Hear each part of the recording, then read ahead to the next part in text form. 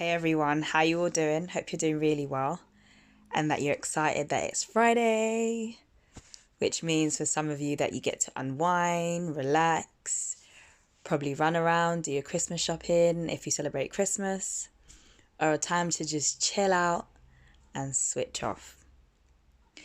Today I wanted to speak to you about what 2019 has meant for me. You know, we're in a place of reflection. We're in a place where we're 2 weeks away from 2020. Can you believe that? 2 weeks? And before you know it, 2020 is going to fly by. And I just thought to myself, what has 2019 meant for me? This year, I decided that I was going to invest more into my business. I was going to show up more. I was actually going to sort out my website, get that all sorted, and actually hire someone because I'm a creative, right? And I actually set out to do my own website. It didn't work out. I was procrastinating. It was taking forever. It just didn't work out. I said, you know what, Yvonne? Hire an expert who is good at what they do. Don't try to be a web designer. You can't be great at all things, right? And I decided to get a web designer. So thankfully, my website is nearly finished. And I'm really, really excited about that because for me, I'm really good at starting, but sometimes it's really hard to finish things, if that makes sense. And I've had to work on different techniques to ensure that when I start a project, I finish it because sometimes I might get bored or I might be like, oh, I can't bother. And that's not a good attitude to have. And as a coach, I've had to work on that because sometimes my clients mirror that same habit as well. And I've had to help them to understand that it's not great to have many unfinished projects. 2019 for me has been a year of commitment, has been a year of clarity, a year of disappointment as well, but learning from those disappointments, those upsets, and actually saying to myself, okay, Yvonne, where is it that you want to be? And I've decided 2020 is the year for me to be ruthless. And not ruthless in a negative way, but ruthless for me in a way that I'm showing up every single day, no matter how I feel. Because I'm quite an emotional person, quite sensitive. I'm a big empath. And for me, it's like, okay, how do I channel those emotions and still show up powerfully for myself, for my clients, for my children, in my relationships, but really just being true to myself. So for me, it's about being ruthless and showing up every single day, even on the days where I don't feel like it, but just showing up. Like even today, I don't feel the happiest today, but I said to myself, it's not about me. Like I shared yesterday, it's not about me. It's not about, okay, when I feel happy, then I'll show up and do a video. No, sometimes things do happen in life and you have to say to yourself, right, am I going to let this feeling have control of my day, of my life, or I'm going to allow this feeling to pass and still act in spite of whatever's going on? And that's what I've decided to do. So for me, it's about, I've gained so much clarity this year. I've won at things that I didn't think I would win at.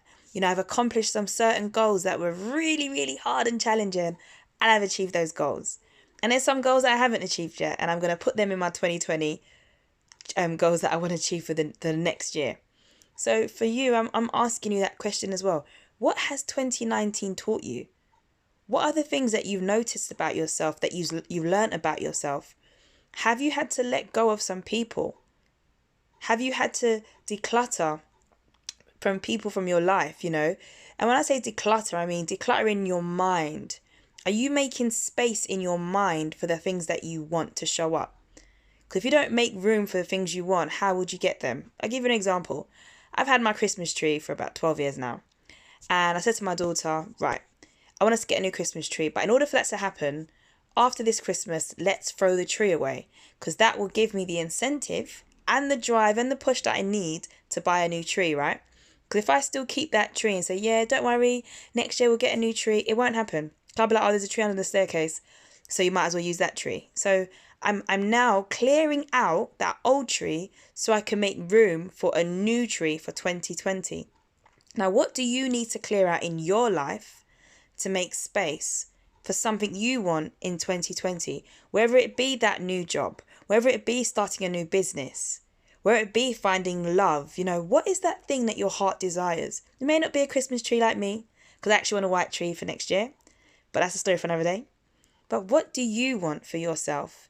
That you're saying, right, this is what I want, but how are you going to show up? How are you going to make sure that you're attracting the things that you say you want? Are you going to declutter, make space, clear your mind, have positive affirmations, positive reminders, have really encouraging conversations? What are you going to do to encourage yourself to get the things that you say you want? Are you going to hire a coach? Are you going to invest in your personal development? Like, you need to make some form of commitment. For me, I'm throwing out the tree. That's my commitment to getting a new tree. As well as I'm decluttering, going through my old mailing list, emails, unsubscribing from subscriptions I no longer use or read or even open. I'm decluttering my mailbox so I can make space for fresh mail and having space for the things that I want. I'm decluttering in my bedroom. I'm showing up more powerfully for myself. There's loads of things I'm going to be doing over these next 2 weeks whilst my children are off. But for me, 2019 has been a year of clarity, power, being more visible, and commitment.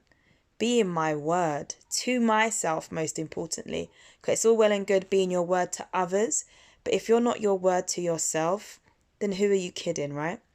So, guys, I wish you all an amazing end to your 2019.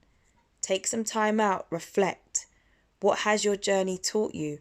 Review your whole year, and don't review from a place of sadness. Review from a place of power, a place of purpose, a place of certainty.